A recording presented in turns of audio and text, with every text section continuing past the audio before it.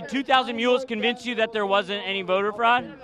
No, I understand there were hundreds of thousands of fraudulent votes. Well, that's what I thought, and then I watched 2,000 Mules, and I was like, oh, this makes no sense. Hey, I watched a guy from New Jersey come into the Pennsylvania warehouse and say, I got a truckload of ballots. Went through Pennsylvania. Yeah, I watched the movie too.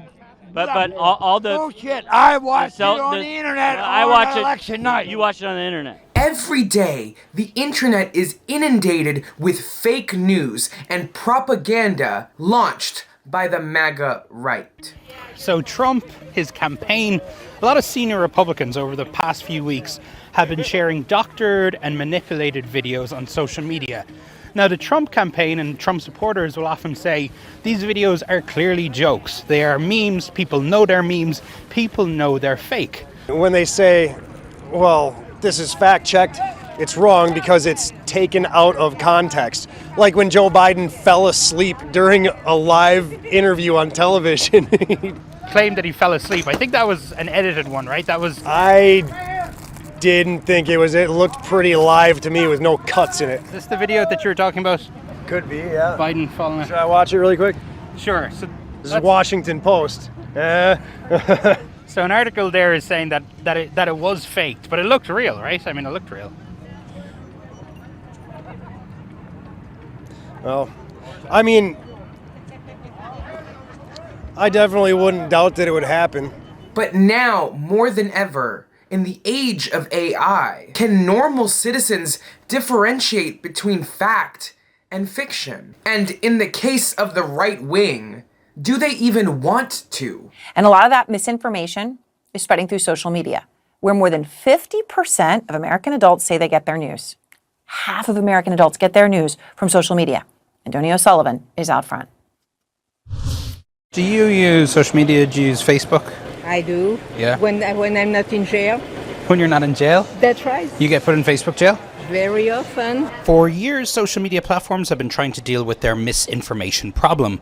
To try and curb it, Facebook has hired fact-checkers who research and label false and misleading posts. Once upon a time, politics was a sobering occupation. Riddled with backdoor deals and congressional malfunction, yes. But the consensus was largely situated around a general commitment to the truth. If you see a label on Facebook that marks something as false, do you believe those fact checkers?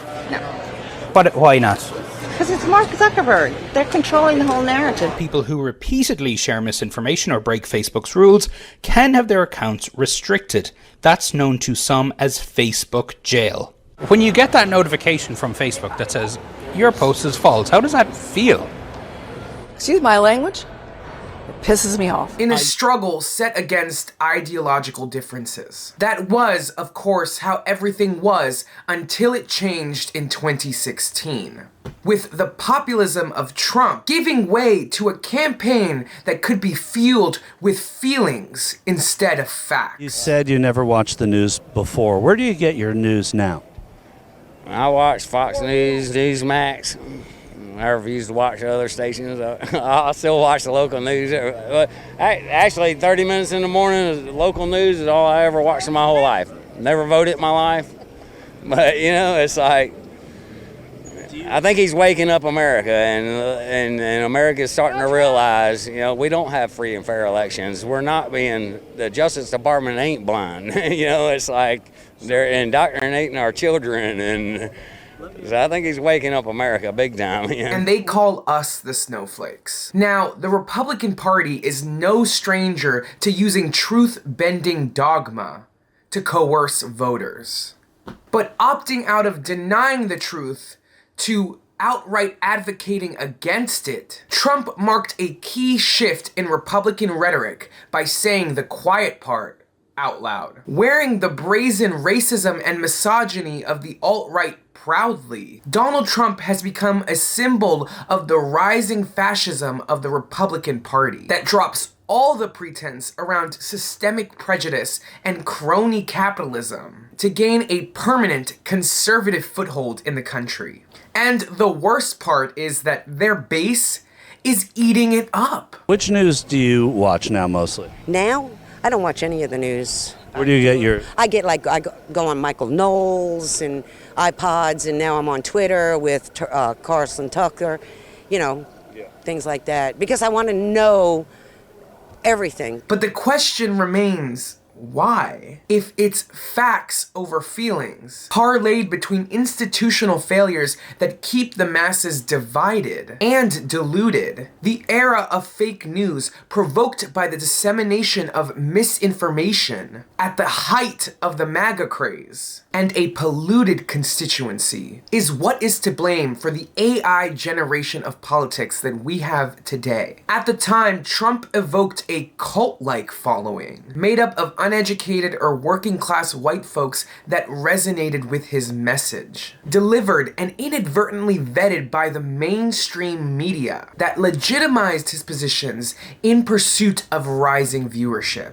It's always about the dollars. And on an emotive level, the former Orange president proved compelling to his base because he spoke plain, albeit to his detriment. He always told it like how it was to him, directly to the not-so-rhetorical point, and to an incorrigible fault which had establishment Republicans rattled, considering that much of their subversive work was done under the table, behind closed doors and hushed whispers. What do you think of Fox News? That's the only news I watch. I've seen the CNN, I've seen some of the others, and they're so biased, it really pisses me off. Do you think Fox is biased? To a point. And it's no secret that the Republican Party has always been a safe haven for those regressionist sympathies. But Trump fundamentally shifted the approach to the truth. It became less about masking Republican policies to look and sound like the truth, and thus worthy of support, but became a complete denial of the truth altogether, and an eventual embrace of the alt-right myth, the myth of human hierarchy. And it's not like we didn't see this coming. One of the key tactics of the right was enforced and has always been enforced by a system of false myths. But instead of being vindicated by the absurdity of his political arguments, Donald Trump revels in it, and in doing so connects to the heart of the philosophy driving the right wing, a belief in social division and tyranny. And in many ways, we have arrived at the regressive ends of the right, an authoritarian dissolution of the truth,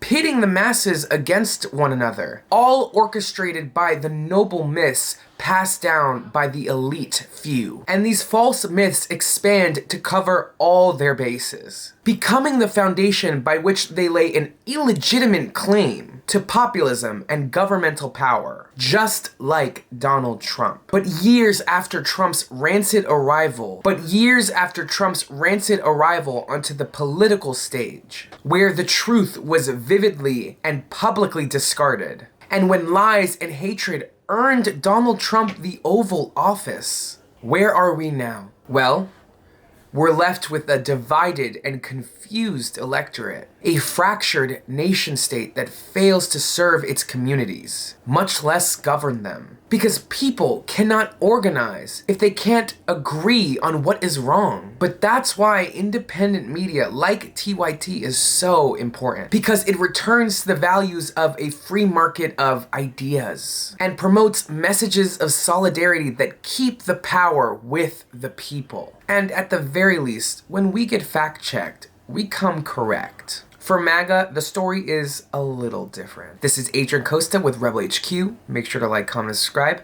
and check back for more videos. See you guys soon.